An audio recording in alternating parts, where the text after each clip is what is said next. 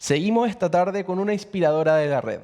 Ella es ejecutiva C-Suite, profesora y consultora, experta en transformación de cultura digital y talento, ex vicepresidenta de personas en Walmart y Microsoft, con más de 20 años de experiencia liderando cambios organizacionales.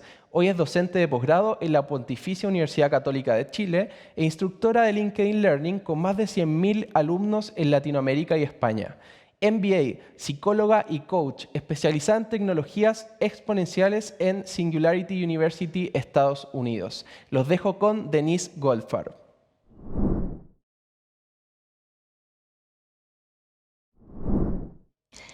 Muchas gracias, José Ignacio. Feliz de estar nuevamente aquí acompañándolos en un evento de la Red de Recursos Humanos. Y me encanta doblemente estar aquí presentando y compartiendo con ustedes sobre aprendizaje. El aprendizaje hoy día se ha vuelto clave dentro de la estrategia de las organizaciones para poder desarrollar nuevas ventajas competitivas. ¿Y por qué?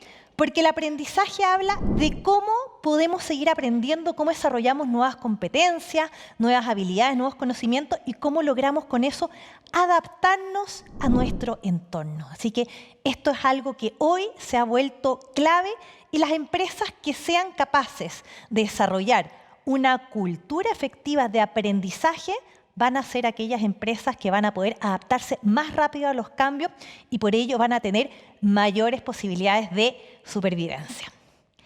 Y vamos a revisar en qué contexto estamos analizando hoy el aprendizaje, ¿ya? O lo que era la capacitación, cómo la transformamos en una cultura de aprendizaje. Estamos viviendo una época de transformación digital. Vivimos hoy día la cuarta revolución industrial, donde hemos tenido un avance impresionante de toda la tecnología que está cambiando la manera de hacer negocios, pero también la manera en que trabajamos. Y para que la transformación digital realmente sea un tema que avance y que la podamos aprovechar, no solo se trata de uso de tecnología, sino que tiene que ver con transformación de las personas, que nosotros cambiemos nuestra manera de pensar y nosotros seamos quienes aprovechemos, ¿verdad?, todas estas nuevas tecnologías, este entorno, estos nuevos procesos que vamos a poder usar en nuestro favor. Y si tenemos la transformación digital y tenemos la necesidad de transformar a las personas, hay un elemento importante que nos falta acá. ¿Cuál es ese elemento? La transformación cultural. Este es el elemento clave que va a permitir que realmente se arraigue, ¿verdad?, dentro de una organización esa transformación y que eso sea parte inherente y que no dependa de un líder, que no dependa de una estrategia, de un proyecto, sino que sea algo que ya esté embebido dentro de la dinámica de una empresa. Algo interesante que pasó, y que esto lo vimos durante la pandemia, es que la tecnología a veces avanza más rápido que lo que ocurre en la transformación de las personas y la cultura. ¿Esto en qué lo vimos? En que la tecnología para poder trabajar de manera remota, la verdad es que ya existía hace muchos años. Así que el que no se usara más esa tecnología para trabajar a distancia, para que las personas trabajaran desde la casa, ¿cuál era la verdadera razón? La verdadera razón era la cultura organizacional y la mentalidad de los líderes. Y esto quedó demostradísimo durante la pandemia, en que forzosamente muchas empresas y millones de trabajadores en todo el mundo tuvieron que ir a trabajar desde sus casas por las cuarentenas y vimos que sí era posible. Y era algo que se podría haber hecho hace mucho más tiempo, con mucha más anticipación, pero no era un obstáculo la tecnología, sino que sí la cultura, esta dinámica de cómo trabajamos y la mentalidad de los líderes, que realmente yo confiara que tú vas a estar haciendo tu trabajo sin que necesariamente estés acá en la oficina conmigo.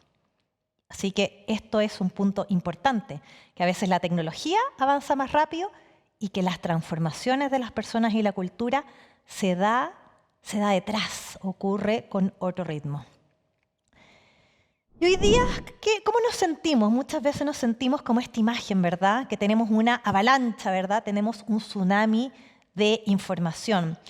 esto de estar tan conectados, de la globalización, de tener tantas datas, tantas imágenes, tantas fuentes por distintos lados, es algo que a veces nos hace sentirnos agobiados.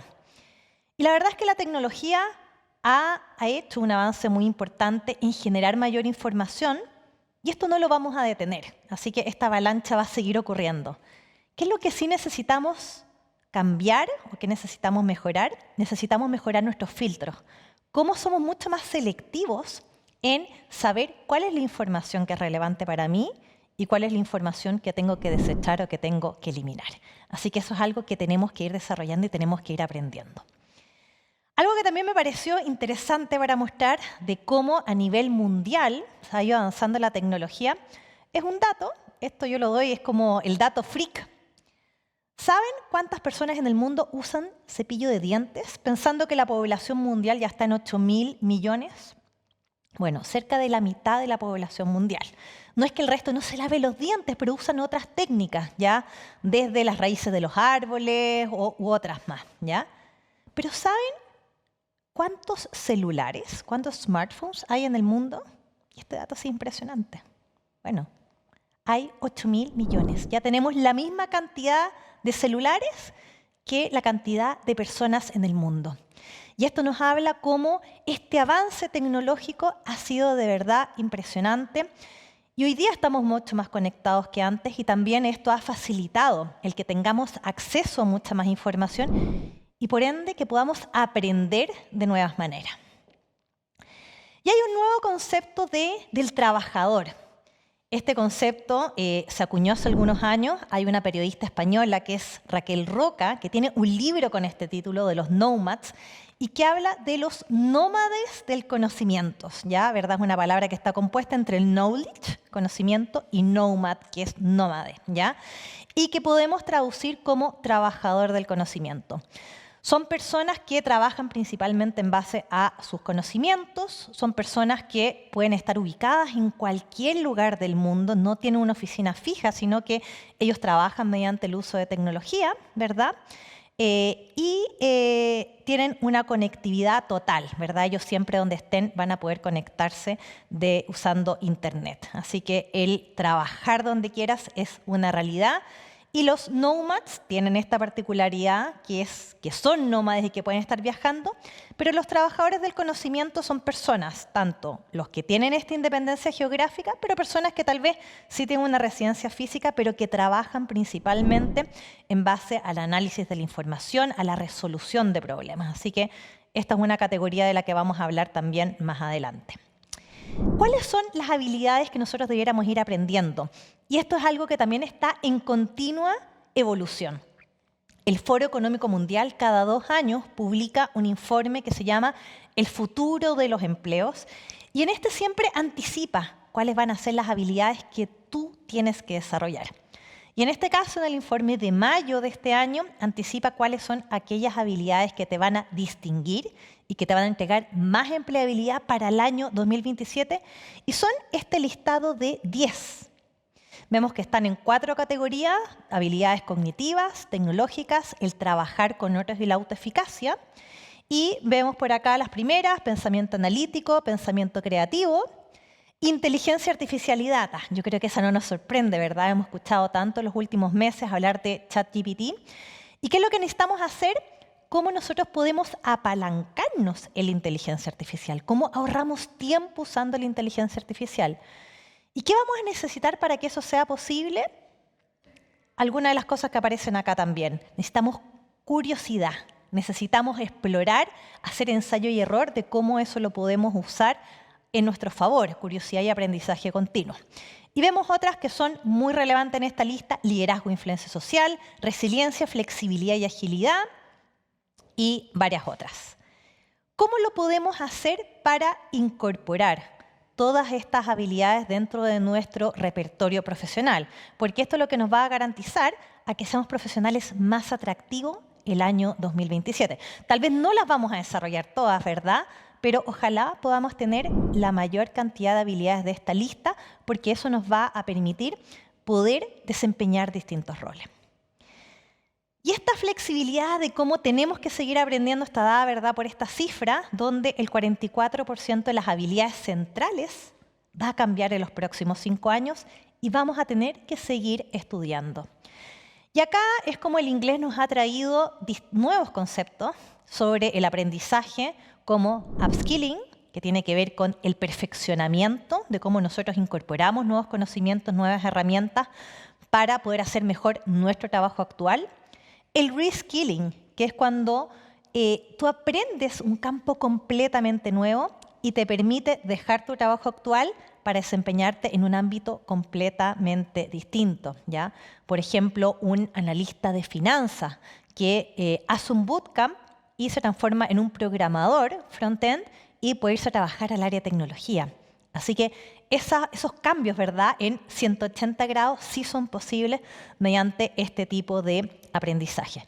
Y el outskilling tiene que ver cuando una organización prepara a parte de su equipo para tener nuevas habilidades. ¿Por qué? Porque va a tener que prescindir de sus servicios, pero siendo un empleador responsable se preocupa de entregarles herramientas para que cuando salgan al mercado puedan facilitar su reinserción laboral. Y esto es una estrategia que no se improvisa.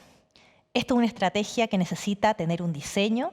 Necesitamos como empresa analizar cuáles son estos cargos que van a seguir creciendo, estos cargos que tal vez van a disminuir en su demanda y entender cargos que tal vez no vamos a seguir teniendo en nuestra empresa.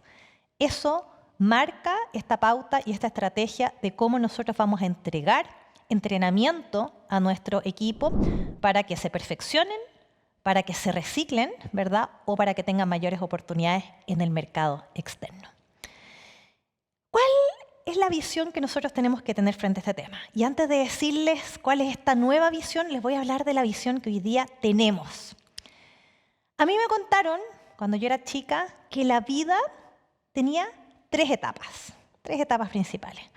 Cuando somos niños o cuando somos jóvenes, es la etapa del estudio. Nuestro principal objetivo en la vida es estudiar, ser primero buenos estudiantes en el colegio y luego ser buenos estudiantes en la universidad y sacar una carrera. ¿Para qué necesitamos sacar una carrera? Para la siguiente etapa, que es la adultez. La adultez es una etapa que va a durar entre los 25 y 60 años aproximadamente, donde me voy a dedicar a trabajar. Todo lo que estudié, todo lo que aprendí durante mi juventud, lo voy a aplicar en mi trabajo. Y para esto, ¿verdad?, yo obtuve mi título universitario que me permite desempeñarme hasta que me jubile. Y cuando ya cumplo los 60 o 65 años, al menos esas son las edades de jubilación en Chile, si eres hombre o mujer, yo puedo descansar. Finalmente, después de todo lo que estudié, todo lo que trabajé, yo puedo descansar. Si a alguien le contaron esto, les quiero decir que esta visión ya no funciona tan así. No podemos ver la vida con estas 3 etapas tan separadas. ¿Por qué? Porque el aprendizaje continuo dura durante toda nuestra vida. Y también es importante que el descanso esté presente, ¿verdad?, a lo largo de todas las etapas. Y el trabajo, ojalá que esté presente cuando tengamos también más de 60 años. Así que esta visión como tan marcada y tan delimitada hoy día no está vigente. Y acá, ya que hablamos de este aprendizaje durante toda la vida, es importante entender cómo aprendemos. Y resulta que el estadounidense Edgar Dale, en la década de los 40, establece el aprendizaje y cómo somos más efectivos aprendiendo. Y él dice, cuando tenemos un aprendizaje pasivo, donde nosotros recibimos este aprendizaje, donde lo escuchamos, lo leemos, lo vemos, ¿ya?, vamos a tener una capacidad de retención, pero que no va a ser tan alta. Cuando realmente adquirimos mejor un aprendizaje es cuando nos involucramos en este. Cuando yo aprendí algo y luego lo tuve que explicar. Cuando yo tuve que hacerlo o cuando yo lo tuve que enseñar a otras personas. De hecho, los profesores son quienes tienen más asegurado el aprendizaje. ¿Por qué? Porque tuvieron que internalizar primero ese conocimiento, entenderlo, procesarlo, interpretarlo de acuerdo a su experiencia y luego tuvieron además que enseñarle y hacer ejercicios a otras personas. Así que el aprendizaje activo por sobre el pasivo es muy importante. Y acá esto nos lleva también al modelo de aprendizaje 70-20-10, que lo venimos escuchando hace tiempo, Pero, ¿cuál es el desafío para una cultura de aprendizaje? Poder implementarlo de manera efectiva dentro de las organizaciones. Vamos a explicarlo. Este modelo se basa en que el 70% de lo que aprendemos, lo aprendemos a través de la experiencia, haciéndolo en nuestro trabajo. 20% lo aprendemos de la exposición con otras personas, aprendemos a través de otros. Y solo 10% nosotros aprenderíamos a través de la educación formal, el ir a un curso. Esto quiere decir que el 90% de todo lo que aprendemos, lo aprendemos haciendo, lo aprendemos de manera activa, o haciéndolo o interactuando con otras personas, ¿ya? Algunos ejemplos. Experiencia, este aprendizaje más informal, más autogestionado. Hay varias actividades que nosotros podemos hacer, ¿verdad? Desde participar en un nuevo proyecto o tal vez reemplazar a mi jefe mientras se va de vacaciones me va a permitir tener nuevas experiencias, adquirir nuevos conocimientos y eso es algo que me va a servir muchísimo y es como principalmente aprendemos. ¿Cómo aprendemos a través de la exposición? A través de nuestra interacción con otras personas, con pares de nuestro equipo, con personas que sean referentes, que sean role models, con un mentor o con un coach. Eso también es una manera muy importante de cómo nosotros aprendemos. El recibir feedback, tener una conversación significativa con alguien, es una manera muy efectiva también de ver nuestros puntos ciegos. Y finalmente, el 10% de lo que es la educación más formal, el ir a cursos, pero que hoy día tiene, ¿verdad?, múltiples canales. Tenemos los canales presenciales, los canales online, los blended, ¿verdad? Tenemos libros, tenemos videos, podemos ver charlas TED. Y lo mejor de todo es que mucho de este contenido hoy día se consigue de manera gratuita. A través de nuestro celular, a través de la conexión a Internet, podemos acceder a una cantidad de información impresionante. Y acá quiero hacer el paralelo, ¿verdad? Como decíamos al principio en el título de esta presentación, la capacitación versus lo que es el aprendizaje. En un enfoque tradicional, ¿verdad? Lo llamamos, tenemos un área de capacitación, hoy día tenemos un área de aprendizaje. Es distinto, la capacitación podemos decir que es mucho más top-down y el aprendizaje pone el foco en la persona que aprende. Otra diferencia es cuáles son los canales que van a ocupar estas dos estrategias. El tradicional principalmente se aprende a través de los cursos y un enfoque moderno usa y lleva a la práctica el 70-20-10. ¿Cuál es el desafío acá? ¿Cómo aseguramos que las personas tengan esas experiencias significativas en su trabajo? ¿Cómo logramos que conecten con otras personas, el 70 y el 20%? ¿Eso cómo lo podemos articular? ¿Cómo registramos, verdad, esos avances? Eso yo creo que es un desafío, pero muchas de estas cosas se dan a través del líder, de cómo el líder es alguien que entiende este modelo, estos nuevos canales de aprender y cómo fomenta esto dentro de su equipo. El tipo de aprendizaje. La capacitación, tal vez cuando algunos de nosotros estuvimos en el colegio, era mucho este aprendizaje donde yo escuchaba, ¿verdad?, a un profesor y yo aprendía de memoria. Pero hoy día necesitamos que el alumno se involucre, ¿verdad?, y que personalice sus experiencias de aprendizaje. En el enfoque antiguo, la dinámica centrada en el profesor es el experto. Hoy día, el enfoque de aula invertida, ¿verdad?, o flipped classroom, habla de que es una clase co-construida, donde se hace una clase donde el profesor hace preguntas y donde los alumnos comparten su experiencia, sus opiniones y hacen preguntas. Esa es una manera mucho más efectiva de aprender. ¿Por qué? Porque tiene un involucramiento activo. Ya vimos en la pirámide que ese es el conocimiento que más perdura. Y otra cosa que ha cambiado, el cuándo. ¿Cuándo se aprende?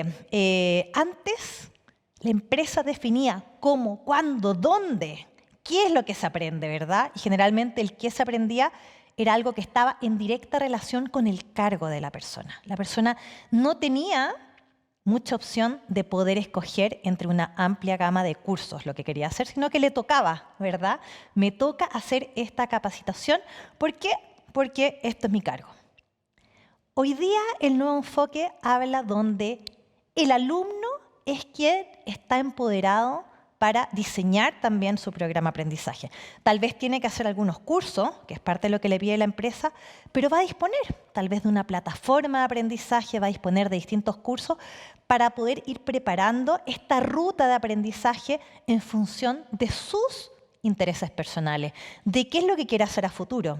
Porque tal vez yo tengo hoy día este cargo, pero tal vez el día de mañana yo me quiero cambiar a un área distinta. Cómo yo puedo ser dueño de esa elección y cómo yo lo puedo protagonizar de acuerdo a mis necesidades y de acuerdo a mi ritmo, es algo que también está cambiando bajo este enfoque moderno.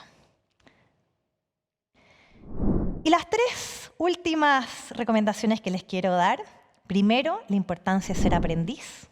Ser aprendiz, ya vimos que tenemos una gran red interconectada, podemos acceder a mucho contenido de mucha calidad gratis, así que tenemos que aprovecharlo. Segundo, cómo nos reinventamos todo el tiempo. Nuestro contexto está cambiando, así que no solamente las organizaciones tienen que cambiar, sino que nosotros como personas, cómo también nosotros nos vamos cuestionando qué es lo que queremos hacer, lo que hago hoy, lo proyecto los próximos 10 años, cómo vamos preparando ese camino, que no nos pille por sorpresa. La escalera corporativa es algo que ya no funciona, ¿verdad? Ya no necesariamente vamos a crecer jerárquicamente en una empresa, sino que tenemos que ver el desarrollo de una manera mucho más integral, donde tal vez ni siquiera es necesario cambiarme de cargo para poder seguir aprendiendo y seguir desarrollando competencias. Y por último, cambiar. No tenerle miedo a cambiar y cambiar rápido, ¿ya? Esto es algo que tenemos que atrevernos, ¿ya? Si nosotros no nos adaptamos, no cambiamos con rapidez, alguien lo va a hacer con más rapidez que nosotros. Así que eso es algo que también tenemos que estar preparados. ¿Cómo somos flexibles, verdad? Ante nuestro entorno, cómo nos adaptamos, pero cómo reconocemos primero dentro de nosotros cuáles son nuestros intereses, cuáles son nuestras fortalezas y cómo buscamos enfocar nuestra carrera laboral hacia ese punto que nosotros queremos reforzar. Así que muchas gracias y espero que sean aprendices permanentes.